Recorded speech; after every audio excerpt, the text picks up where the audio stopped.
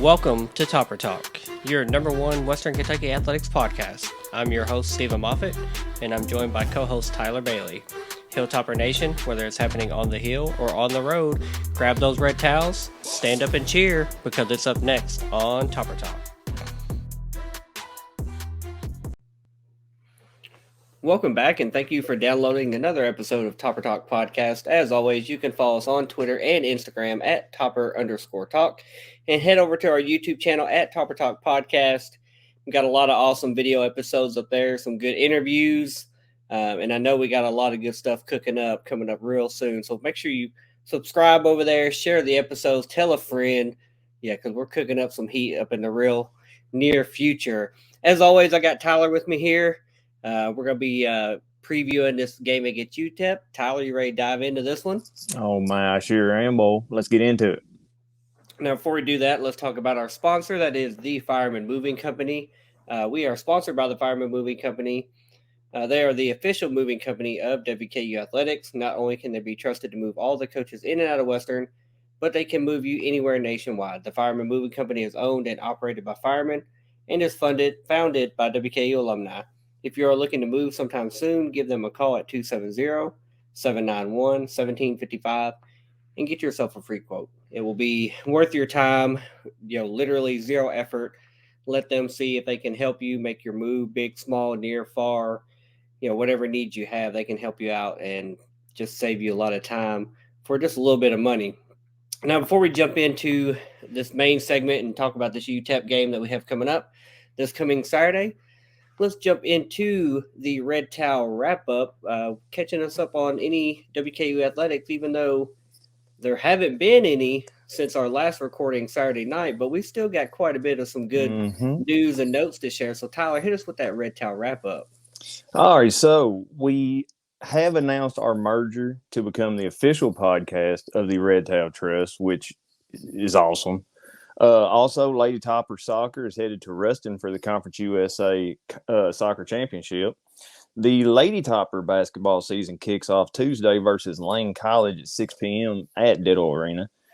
Topper treat event for the little kiddos. And this week is senior week for volleyball this Friday and Saturday as they host FIU. So come on out and support some amazing seniors and watch them as they clinch another regular season title. So that's it for the Red Towel wrap-up. Moff, back to you.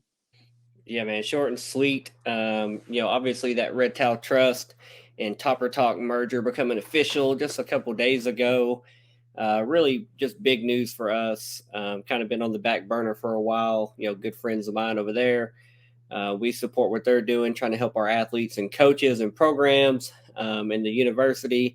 And at the same time, they support us and they want to help us, and we want to help them kind of shine a light on some of our student athletes going forward. And it's going to really open a lot of doors for us to do that and bring more exclusive content to the podcast. So we're real excited about that.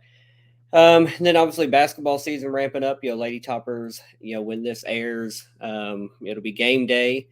Men are coming up in a week. Soccer championships are kicking off this week down in Ruston. So a lot of good stuff going on. Winter sports starting real soon. So I'm here for it. I can't wait to start dropping some basketball content. But first, we've got a football game to talk about. We have a game against UTEP. We're traveling down to El Paso, Texas for the matchup versus UTEP this coming Saturday on November 4th. The game will be on at 8 p.m. on ESPN+.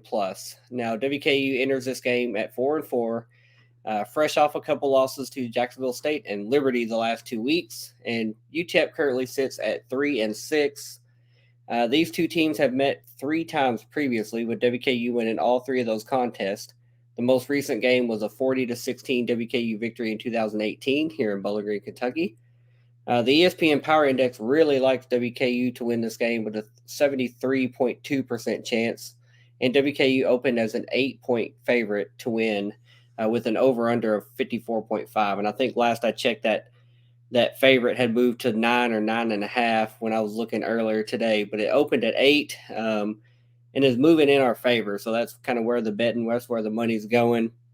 Now, Western Kentucky, even with the recent losses, we still do control our own destiny as far as wanting and being able to make an appearance in the conference championship game at the end of the season. Liberty has already clinched a spot in the title game just because the way their schedule has fallen. They've already played 6 conference games and they have won all of those. So they have clinched a spot. No matter if they lose the last 2 games, they'll still own tiebreakers. So they're in the championship game. If we win out, we can be there with them. If we lose another game in conference, all we have left, we will need help to still make that game. So obviously, we need to control what we can control, uh, beat this New Mexico or UTEP team, and then look forward to the rest of the games and just win them one by one. We want that rematch with Liberty. So I guess Tyler, just real quick, jumping in and looking at this game just from an aerial view before we jump into the offense, defense, and particulars. How does this game look on paper? I mean, I think as a fan of history, we were 3-0 against UTEP. We've got 2 wins at the house, 1 win on the road. The closest margin of victory was 1 point. I think that was in 2017. We won 15-14. I mean, I don't see us having much of a problem with UTEP. I think history is going to repeat itself. I think we're going to have a victory. But we do have to come with a hungry mindset because, as you stated, we had to win out to have a rematch with Liberty, and we're going to have that playoff mindset that, some of the coaches like to talk about. Win the next game is the most important one, and in this case, you bet your bottom dollar it is. But no, I think this is going to be a real simple victory. Hopefully, we win comfortably. It's been a long time since we've done that. Yeah, so far this season's been a season of 2-game streaks. We won 2, lost 2, won 2, lost 2. So obviously we need to get on the right back on the right side of that coin now and start winning some games. And hopefully it's more than 2. We need to win these final 4, get into that conference championship, and then a bowl game, obviously. So talking about the offense of UTEP, they have a couple quarterbacks they play. The guy that started the season for him, Gavin Hardison, he's been injured the last few games, but we're still going to talk about him because he is on a week-to-week basis as far as his availability. He could come back. That we don't know. So we're going to be talking about 2 of those. So Gavin Hardison is their leading quarterback. He's a 6'3", 215-pound junior. He is 73 of 129. That's good for 56.6% for 947 yards with 5 touchdowns and 7 interceptions on this season. He hasn't played in over a month now since their game versus UNLV, and he's listed as week to week by Coach Dimmel. In his absence, they've mainly gone with Cade McConnell as his replacement. He's a 6'1", 195-pound sophomore. On the season, he's 42 out of 82. That's 51.2% for 695 yards with 3 touchdowns and 1 interception. And I also found it interesting that not only those 2 quarterbacks, they played 2 other quarterbacks. So they played 4 quarterbacks now, kind of sprinkling in some other guys. So, they always say if you got 2 quarterbacks, you got none. So I guess if you got 4, you're hurting because neither one of the guys that they played mainly are very accurate passers. Throwing up some interceptions and just probably not going to burn you down the field. They're going to lean on these next couple guys. They're running backs. They got a couple good ones. Yeah, we're used to playing some running teams, and this one's no different. Their leading rusher is Deion Hankins. He's a 6', 226-pound junior. He's rushed 123 times for 679 yards and 3 touchdowns on the year. He's averaging 5.5 yards per carry, and he's coming off back-to-back 100-yard games versus Sam Houston and New Mexico State. And he averaged over 7 yards per carry in both of those games. They also heavily utilized Torrance Burgess Jr. He's a 5'6", 175-pound sophomore. He has 108 carries for 529 yards and 2 touchdowns on the season. He's averaging 4.9 yards per carry. So between those 2 running backs, they've got 1,000 yards rushing right there. So they've got a couple capable guys. Kind of one of them looks like a change of pace back. So that should be interesting, as we all know our rushing defense woes so far this season. Mainly, especially with mobile quarterbacks. I don't think that's the case for this game, but the run defense will be tested again. Now, the rest of their offense, their leading wide receiver is Kelly Akarayai. He's a 6'1", 194-pound junior. He has 32 catches for 645 yards and 4 touchdowns. He's averaging 20.2 yards per carry, or per catch rather. So obviously he's got some big playability. They lean on that run, but I'm sure they probably pull some play actions every once in a while and try to chuck one down the field and get some chunk yardage. So he looks to be that guy that they're going to be targeting more often than not. And then their other wide receiver we're going to highlight here is Jeremiah Ballard. He is a 6'3", 205-pound sophomore. He has 26 catches for 434 yards and 1 touchdown on the season. Now, the UTEP offense is averaging 361 yards per game. 201 of those are coming through the air and 160 on the ground. They're averaging 17 points per game in conference play. Meanwhile, our defense is giving up 467 yards per game, 249 of those through the air and 219 on the ground. So, Tyler, again, another run-heavy team, another team that we're not probably going to be afraid of throwing the ball on us. But if they do throw, they have a tendency to turn the ball over. So, what's your thoughts on this UTEP offense and how they match up with our defense? Well, I'm also going to say that this team is also giving up 21 sacks to go along with them 9 interceptions. And this is the first game in a while that we ain't had to worry about the quarterback being the second or third leading rusher on the team. We've ran through the gauntlet of them, hopefully, and the rest of the quarterbacks just stay in the pocket. That's what I'm really worried about is the rush game. As you said, we gave up 219 yards. So our front line and linebackers are really going to be tested on that. I'm not really worried about the long ball. I feel like we got enough ball hawks in our secondary to really either deflect the passes or add more to their interception list. And also their offensive line seriously can't defend their quarterback against a stumbling toddler. So I think our D line is going to have an absolute field day getting back in the backfield, making him nervous, applying pressure, or just getting sacks on top of sacks. Also, they're two. Let's see. We need them to check down to keep the ball away from their two weapons and make Tyreen Smith, who is 19 for 191 yards, and Marcus Bellin, who is 10 for 91. They're both wide receivers. Try to apply pressure to them two wide receivers that you've already listed and make them throw to them. But I think our defense matches up good against them. Hopefully their running backs don't have a field day and just gash us like Liberty did or Jacksonville State. And I like our defense going against their offense. Yeah, and the Tyron Smith guy that you listed there, that wide receiver, he's also listed as week to week. When I was listening to their coach's press conference talking about our game coming up, and he listed their quarterback as week to week, and same with that wide receiver. So I'm not sure if he'll even be available. So thin him out. That's all right. We're dealing with plenty of injuries ourselves. We want their best players on the field, but we want our best players on the field too. Sometimes it don't work out that way. Now, defensively, UTEP is led by linebacker Tyrese Knight. He is a 6'2", 235-pound senior. He has 102 total tackles on the season, including 66 solo and 3.5 sacks. And then I've got to highlight a couple of defensive ends that have combined for over 10 sacks. The first one is Maurice Westmoreland. He's a 6'2", 235-pound junior who has 5.5 sacks. And the second one is Canius Vaughn, a 6'2", 223-pound sophomore who has 5 sacks on the year. This defense is allowing 385 yards per game.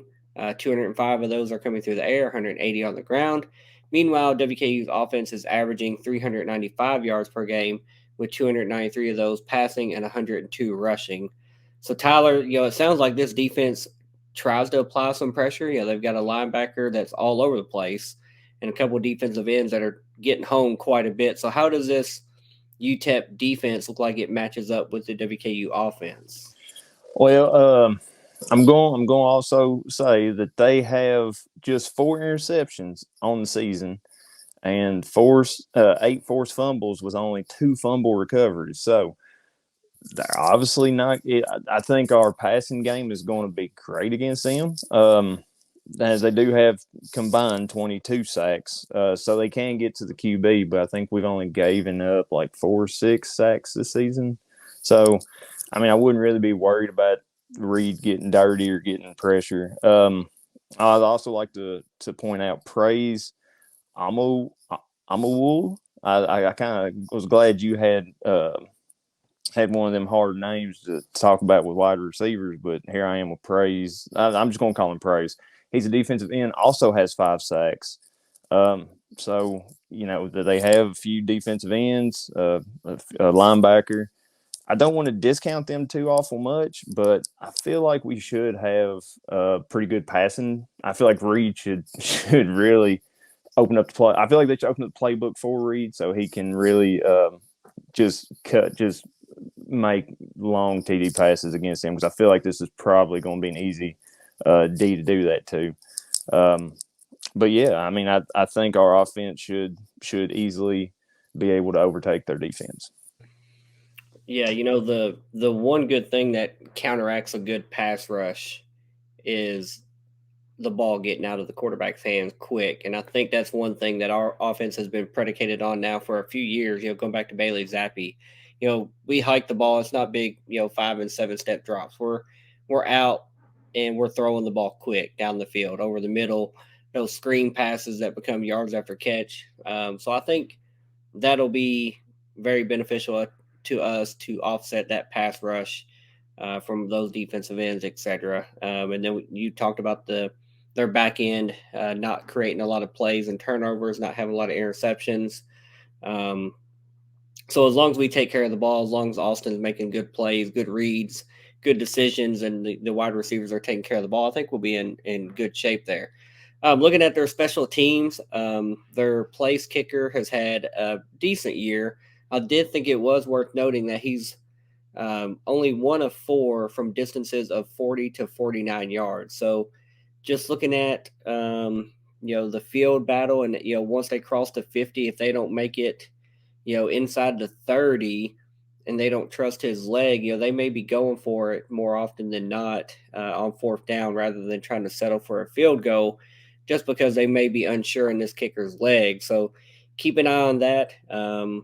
Something that could come into play, and hopefully will play into our favor. We put them into some third and long and hopefully fourth down situations, and make them go for it, and sit back and have them turn the ball over.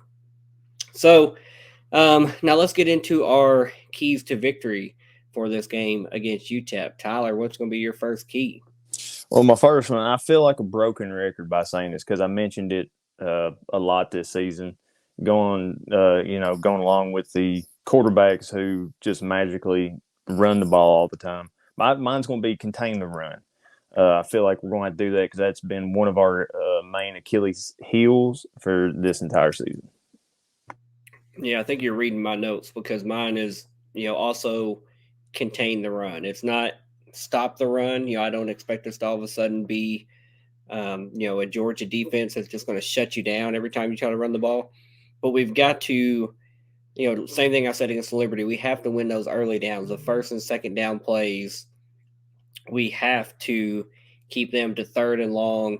And if they get to fourth down and think about going for it, fourth and long situations to where it's favorable for us to get off the field and get the offense, our offense, back on the field. So definitely contain the run, slow the run down, win those early down battles. What's your second key to victory? I really hope they keep the momentum from like the fourth quarter of the Liberty game and just open up the playbook. Once again, I've said this a lot this season, but really give Reed and wide receivers, a chance to make plays. I feel like we can. Easton Messer has done it throughout the season, so has River Helms.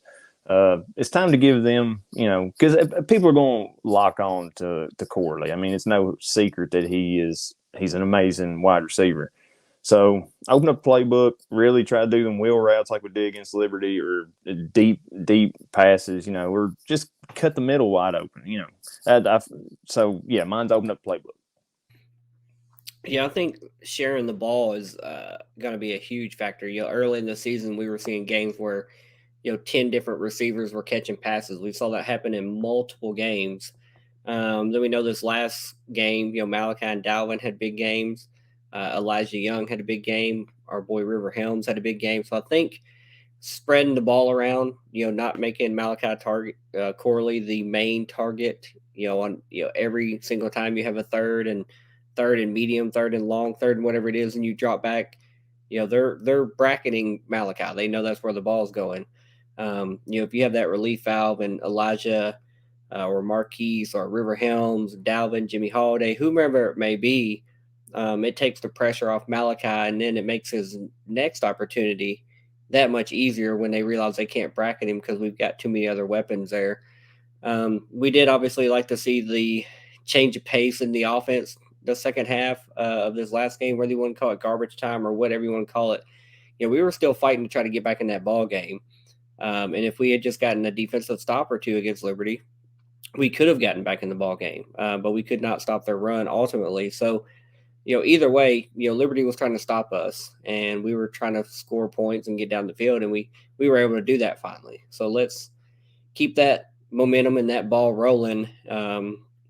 Helton said today the press conference, they remember what you do in November, and he's had a very good November and December record. So, time to start a new winning streak, and we'll do that, starting with UTEP. What's your third key to victory? And I alluded to it early. Come hungry. You gotta have that fire in the belly. I mean, if we want to get back to the conference championship, every game is basically the next big game. So come out with aggressive. Come out ready to play. Don't take no snaps off because we can't afford it right now. It'd be nice if we could, but we really got to apply pressure and come out ready to play. Yeah, mine's a double-edged sword. It is that one, we need to win the battle of third downs. We need to be more successful on our third down attempts on offense than we allow them to be on their third down attempts. We need to get them off the field, obviously, and we need to sustain our drives and get down the field and score points. And we also need to win turnover battle. On the road, in conference is always tough to win. We can't go to El Paso and turn the ball over 2 and 3 times, regardless if we force 2 or 3 turnovers. We need to be in the plus side of the turnover battle. We can't go down there and have empty possessions that are turnovers that potentially turn into short fields and easy points for the home team to let the crowd get into it, take your momentum away. So we definitely have to do both of those things. Now, a bunch of good keys to victory. What is your score prediction for this game with UTEP? Hang on, let me get back to where I have it because I think I'm going to go with my original one. I'm not seeing many problems with this one. It will be 42-28. Tops win, you win. It's lit, baby. Let's go. I would love to see us hang a 40 piece. I would. I don't have us that high. I have us inching closer after the 29 we had against Liberty. We talked about in the recap episode, we had a couple drives where we went down the field and just, didn't convert a field goal, had an interception in the end zone. We left points on the board for sure against Liberty. But I have WKU winning, and this is also my preseason prediction. I'm sticking with it. I don't have any reason to change it. I think WKU wins 35-24, still covering that spread, still hitting the over, and getting us back on the right track as far as winning and then controlling that destiny. Looking forward to a potential rematch with Liberty at their home this time. They will be hosting if we win out and end up having that rematch. So looking forward to it. Big game. Nice to be playing on a Saturday again. We've had some Tuesday, Thursday games the last 4 weeks. So nice to get back to a traditional game day, a road game that's going to be on ESPN Plus, so easy to watch. And it should be fun. Like you said, it's now that playoff mentality. We can't have any more slip ups, any more games we just don't finish out. This team has to show up, and the senior leaders that we have on the team, Malachi and Austin Reed, and just several other guys, we have to have them step up and lead this team to victory. They're just every game from here on out is a big game, not just because it's the next game. Because they're important to achieve the goals that we had at the beginning of the season, which are still in front of us, even at 4-4. With a couple of disappointing losses. All the credit to Jacksonville State having a good season. All the credit to Liberty having a great season. But now, those games are behind us. We've seen improvement in the offense. We've seen glimpses of the offense being great. We've even seen glimpses of the defense being good. Still a lot of turnovers. Really stepping up, given their youth and given their injuries. So it's time to just buckle in, go to El Paso, and make that series record 4-0 in the Top's favor. So I'm predicting and hoping and manifesting a big win, talking into existence. That's all I got. I'm ready for a big game. Tyler, give us your final words. Send us out of here. Real quick, who's your MVT? Oh yeah, my bad. I skipped a part.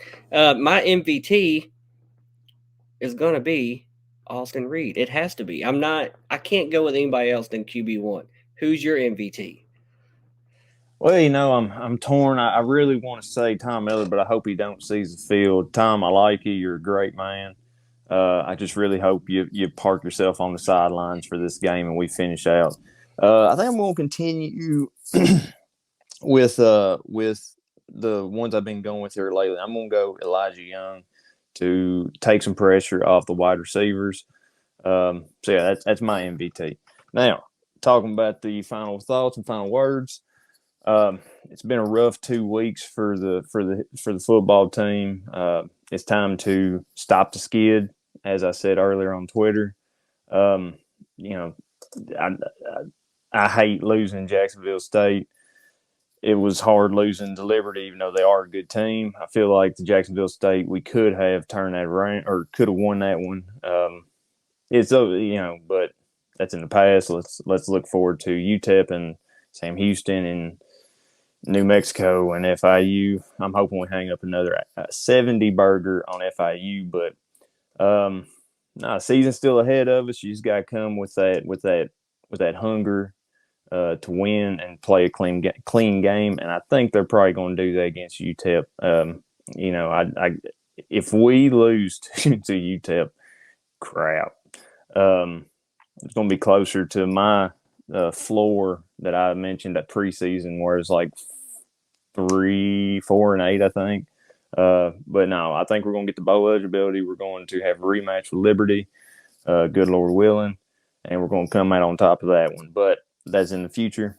Everybody place your bets. Watch the game. Let's let them hear us in El Paso from Bowling Green, Kentucky. Let's go in there, do what we do, have a good, solid win, come back home and get ready for the next game. And with that, I will say, Moff, who has it better than us? Nobody, buddy. You always know. Nobody. Go Tops. Go Tops, y'all. Later, guys. See you.